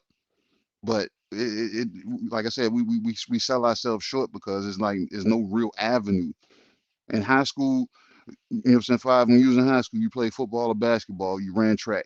It wasn't no boxing classes, you know what I'm saying, in school. So it wasn't like no portal for guys to go directly into the heavyweight division. It's either you found a boxing gym after school, and usually there's like a lot of small guys. Like here, we don't have a lot of big guys. You know what I'm saying? We don't. We really don't. You know what I'm saying? I can pull up to maybe 3 or 4 different gyms. It's probably 2 or 3 heavyweights in each gym. You know what I'm saying? Everybody else is, you know what I'm saying, 180 pounds and below. So it's not like, you know what I'm saying, that's like a real avenue because big dudes is making money somewhere else. Because it's kind of hard for you to be the next big damn heavyweight when a heavyweight fight don't last long sometimes. And if you show up, almost like our fella said, Rocco needs to, you know what I'm saying, work on his defense, but at the same time, he works on the defense. How do you work on taking a punch that you ain't been taking? And next thing you know, you fold up. Most big dudes ain't took punches out here in these streets. In real life, Land 5, most big dudes can't even fight because they don't have to fight because they put people see him. They're like, that's a big motherfucker. I ain't fighting him. So a lot of these big dudes in America, they just big. You got a lot of dudes that's big for nothing. So it's, you know what I'm saying? So it was like we've cut ourselves short. We stunted our growth when it comes to boxing and trying to produce an American heavyweight. Like what's the young kid that's fighting out of Florida? I never remember his damn name, but remember he started at 54, but he went 228, 230 now. Mazzy Van Houder. I want to sit back and watch, you know what I'm saying, and see, because he's what, 23, 25, 20, something like some. He's young. Over I there on want, the sofa. yeah. So I want to see, you know what I'm saying, if he can be the next American, you know what I'm saying, but I don't want to put too much on it. So that's why I don't know his name yet to say it out loud, so y'all casual fans can't go, you know what I'm saying, go tank that product over there. I want to just let him do a slow burn, and about his 10, 15 fight, that's when people start taking notice to him. You know what I'm saying? So, but I think he you know what I'm saying, he might have possibilities, but we don't know yet because he has yet to really fight anybody. So, but America, bro, it's too far and in between. Big dudes don't like to fight, man. We just look big for, you know what I'm saying, sometimes for nothing.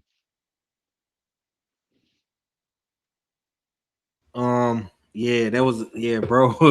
Bro really gave his spiel on that one. You know what I'm saying? I appreciate that. All fella, man. I asked you the same question, brother. Why do American heavyweights keep falling short internationally? A lot of what KG was saying was whole facts. I mean, the pool isn't as deep over here. We have to understand that. It's not like the early 2000s and the 90s and before that historically. Boxing, the popularity of boxing is not a major sport as it was once before. It's niche. You know what I mean? The biggest athletes are going into the biggest paying uh, um, sports. Not taking away boxing, but of course they're going into the most biggest paying sports that have the most eyes in North America. And that's of course football, NFL specifically, and NBA basketball. It's not the same level of notoriety or as appealing to be American heavyweight champion as it once was before. The brand of the Olympics, being an Olympic gold medalist, don't have that appeal over here in North America as it once did before. So all that plays into the fact of the pool is a lot more shallower within the American landscape, but we ignorant to that. We keep continuing to say that these European fighters and these UK fighters need to come over here. No, a lot of our American heavyweights need to go over there now. You know what I mean? Just like a lot of our great trainers, great American trainers, they're not training American fighters. They're over there immigrating to Europe, to Russia and shit, to Ukraine, putting their spin of the game on their shit, right? Shout out to Big Baby Anderson that got hip to the game. Now he over there in the UK training with, because like KG has been continuously saying, previously saying before, that I don't think Big Baby gets good work. He's been sparring all these little guys and shit like that. Well, that's good for speed, but what happens when you need to get used to the type of resistance and see what works with the big guys and not what necessarily works with guys that are smaller with them. The UK is proven to show you can get good work. There's a long list of top 15 heavyweights coming out of the UK. But under that tier, under the if you want to call it the B tier of heavyweights, there's a stock full of UK heavyweights there too as well. So their system is working. We can't be ignorant to that and be like, nah, they got to come over here. Niggas need to go over there now. That's where the landscape is at. But at the same token, it's not all doom and gloom, 503. Because I think there is a small, as bad as it's gotten, there's a small change. There's a glimmer of hope happening. You know what I mean? Because boxing's popularity is starting to rise, specifically in America, I believe. Okay, stop right there because you're going into my next segue, and I want you to stay on the mic. Answer this, bro. Does America need a new heavyweight boxing culture?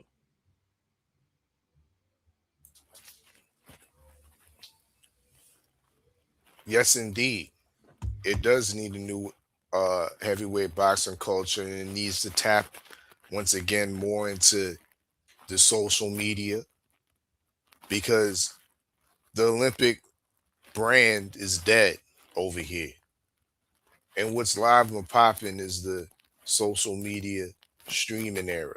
And this is what I was kind of alluding to, that there's a glimmer of hope where we're seeing a lot of these, even though it's off-brand fights, you know what I mean? It's exhibition fights, a lot of celebrity fights, but there's a lot more athletes interested big athletes that are interested in getting back into the boxing because they're seeing the fact that, yeah, there's the boxing can be lucrative. Boxing can bring a nice little bag when promoted well, when associated with the right parties. You know what I mean, when put with the right networks, it's gonna make you a viral moment and put you in a position where you're viewed by a lot of eyes, right? So it's becoming more intriguing. Will one or two entities from America capitalize on that? One being Zuffa. They have what I deem is the next great American heavyweight hope in Damazian, aka Mozzie Van Hooter. You know what I mean, who KG was speaking of earlier, on the man that came from 154, who's now a full-fledged heavyweight, standing I think 6 foot 2.5, 225. What he out of? What he train at? He's now a Zuffa fighter. So he Okay. trains out of, I guess he trains out of the UFC Institute. I mean, and since he's been over there with Zuffa, I believe he's 2-0 with 2 KOs. Soft food, mind you, but he's looking very promising with his skills, agility. So yeah, that's a guy definitely on the come up. But with that being said, will an entity like Zuffa continue to invest in the heavyweight division, specifically in the American heavyweight division landscape? Will they institute something like we see with the UFC, where they have the Ultimate Fighter? Will they do that in the boxing sense for the American heavyweights? You know what I mean? That will help. In my opinion, the American heavyweight culture, boxing culture, once again. You know what I mean? Will MVP get into the party? This is they have the ability.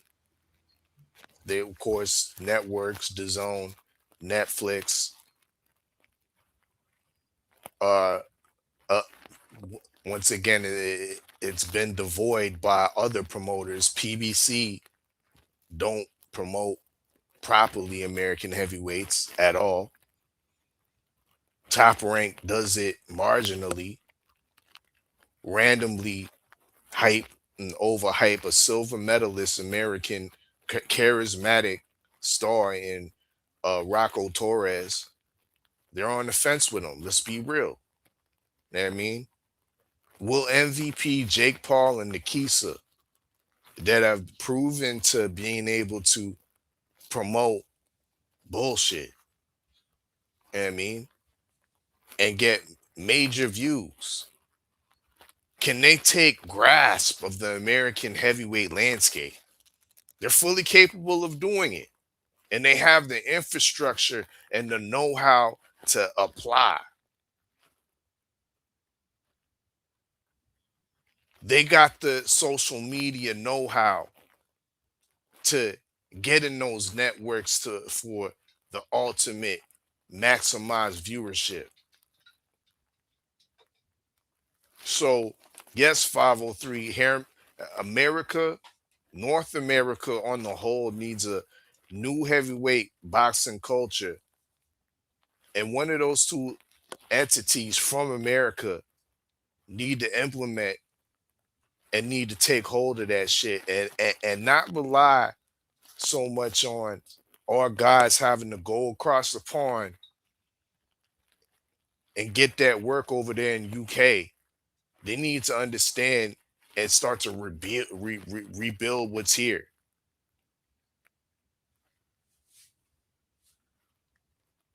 That's my take. All right, KG, take us home on this topic, man, and we're gonna get up out of here. Does America need a new heavyweight boxing culture? Um, I kind of said it, you know what I'm saying, in my last take, but yeah, I believe, yeah, we do. But and our fellow, you know what I'm saying, he's pointing in the right direction. The way MVP has put all their eggs in the basket behind women's boxing, I think they can, you know what I'm saying, bet on the house and do it again with with heavyweight boxing. But at the same time, us as America, we got to do our part and start producing able bodies. You know what I'm saying? So when people are out on doing scouting or recruitment duties, they can find these kind of guys, whether they're in a bar room, they're a hidden gym in the boxing gym that's giving everybody problems, or um, that may have had knockouts of the year or nominated for things like that. We got a guy like that, but you know what I'm saying? He's currently trying to get into Zuffa now. I don't think it should be a hard task, but Stephen Big Shot Shaw should be, you know what I'm saying, touching base back with me or our fellas in the near future to letting us know that whether he signed that paperwork or not. But he could potentially, you know what I'm saying, have something. But we need the culture, and we got the machines here. We got one that's housed in Vegas, and I know quite a few heavyweights that's in Vegas right now. One of them in particular that might still have a little bit of life in him. He's fighting in the Team Combat League right now. And then there's other heavyweights that's in Vegas. So we can do it, but boxing, I mean, heavyweight division is what started boxing.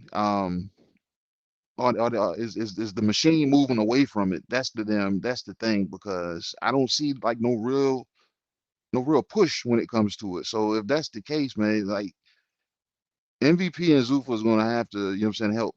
But like I said, us as American people, we got to get the right people clapping the right cheeks so we can genetically produce the right beings. You know what I'm saying? Because that might be what it comes down to. So This nigga said clapping the right cheeks. hey, man, you know what I'm saying? It's all about genetics, man. You know what I'm saying? We you know what I'm saying? We a 6'5" damn 250 damn, you know what I'm saying? You know what I'm saying? Black King might have to go find him a damn 5'9", 5'10" damn, you know what I'm saying? You know what I'm saying? 180-pound, 190-pound damn queen, and tie her ass down, and you know what I'm saying? And produce a damn world champion. I don't know. Nah, bro. Nah, they ain't gotta do all that. We just can't be ignorant to the fact, bro. Look here. I mean, when it comes to basketball, look at Canadian basketball. The MVP of the league in the NBA is Shea from my city, Hamilton, Ontario. You know what I Right. mean? But you know why he's the MVP? And I mean, shout out to his boxing or his basketball pedigree in the city, but he took it all the way by going to the States. You know what I mean? Going to the States in his senior year and immersing himself in the high school in the basketball collegiate culture over there. You know what I mean? Then going to Kentucky. You know what I mean? And establishing himself in the American system. You know what I mean? Which is the best basketball system in the world. That's what built Shea Gilgeous Alexander. You know what I In mean? the world. Not not the Canadian collegiate system, not Carleton University. Shout out McMaster, York University. It wasn't them universities over here in Canada. It was Kentucky, my nigga. You know what I mean? But same way in boxing, we don't got the collegiate system of boxing no more for heavyweights. Our heavyweights might need to go over there to Europe, you know what I mean, from a younger age, you know what I mean, and get tapped in to what they doing over there. You know what I mean? So we can get on the same level.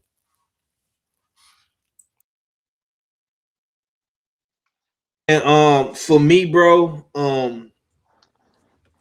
we need to work on the culture, man, because we getting mollywopped out here in these streets, man, especially with the heavyweights, man. It's a little bit embarrassing.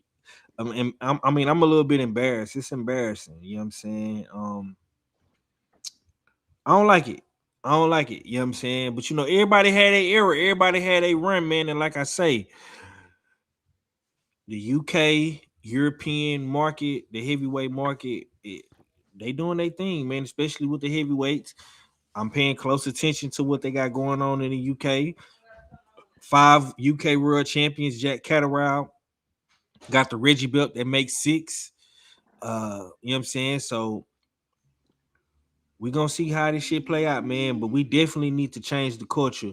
If these guys gotta go to the to Great Britain, if they gotta go to Europe, if they gotta goddamn go train with Usyk, you know what I'm saying? Yeah, man, we gotta work on that. You know what I'm saying? We do got a couple of heavyweights on the up and up right now, on the come up. You know what I'm saying? I'm not even gonna say their names, but because I don't want to get no hope up. You know what I'm saying? But we gonna see how this shit play out, man. Great weekend of boxing. It's going down next week. O'Shaquie Foster and Raymond Ford in Houston. You know what I'm saying? So y'all be on the lookout for that. You know what I'm saying? We're gonna be talking about that this week coming up. You know what I'm saying? And yeah, man, you know what I'm saying? May has been probably one of the best months thus far in boxing. You know what I'm saying? So, we definitely gonna piggyback a little bit off what we've been missing and what we didn't talk about in the month of May. You know what I'm saying? We definitely gotta, give May its flowers, you know what I'm saying? Because the summertime is producing a lot of heat in the boxing realm, man. But with that being said, KG, man, let me get your last words, bro, so we can get up out of here. Man, per the usual, man. It feel like it's been forever, man, but this has been another good one. Shout out to everybody that pulled up. You know what I'm saying? Shout out to the, you know what I'm saying, for you damn, you know what I'm saying, opening the damn doors up and producing US6 Sunday today. You know what I'm saying? I was just sitting back chilling, man. I've been waiting to talk some boxing a little bit. Just been chilling. But other than that, man, you know what I'm saying? Like I said, it's been a good one. Y'all tap in to US6 Sports and Entertainment Hub. My last open mic, you know what I'm saying? I think that was pretty dope. Me and our fella, the menu alone, that carry quote, I think it's gonna be a staple on the menu. Tales from the B side. Um, don't quote me on this, but I think I got some coming. We got one coming up this weekend, coming up next weekend. You know what I'm saying, to be exact. And then we got a few other things that I'm cooking up on, and might be a real conversation. You know what I'm saying? The odd fella, I think he's trying to put that together. We'll touch base on that. But other than that, man, you know what I'm saying? Any damn thing y'all see this US6 logo on, man, y'all gonna find me, Five, my boy Odd. Um, uh, Red might be tardy to the party, but you gonna catch him there too. And Mac, you know what I'm saying? He's either there, in the chat, here in spirit, or you know what I'm saying, he pop up and say we'll go down. But other than that, man, you know what I'm saying? It's been a good one, Five. Yes, sir. Yes, sir. I was trying to get Red to pull up, man. Red had some coaching duties he had to get to, you know what I'm saying? So, I'm not mad at my brother. I know y'all on Well, y'all football. we ain't play football this weekend, man. Well, we didn't. You know what I'm saying? We observed we observed Memorial Day. You know what I'm saying? The girls, they got championship game next weekend, and then when that championship game ends, then we're in the mid part of the travel league squad. You know what I'm saying? So baby girl playing 2 different leagues, you know what I'm saying? So one's about to come to the close, and the other one is about to get real hot and heavy because now the teams damn see that this team up here in Richmond ain't shit to play about. Yes, sir. Yes, sir. I like to see it, man. I like to see it, man. Keep dropping them clips, man, and them videos, man. You know what I'm saying? Highlighting the journey, you know what I'm saying? All fella, with that being said, man, close us out, bro. Mm-hmm. Indeed, and another dope one. Yeah, y'all know what it is when you know what I mean, come up on Usual Suspect Sundays. You definitely get the hottest boxing topics. Of course, reaction, breakdown, and straight real talk. You know what I mean? Salute to everybody that's pulled up in the chat. Both platforms, Smoke City Mobcast. Of course, Hard Hitter Sports and Entertainment. Smash the like button on your way out if you haven't already.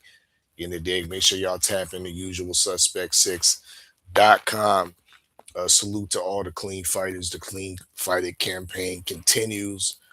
Clean Fighter Quick Draw Randall You know what I mean? Quentin Randall, I believe, has a fight upcoming June 12th in the dig.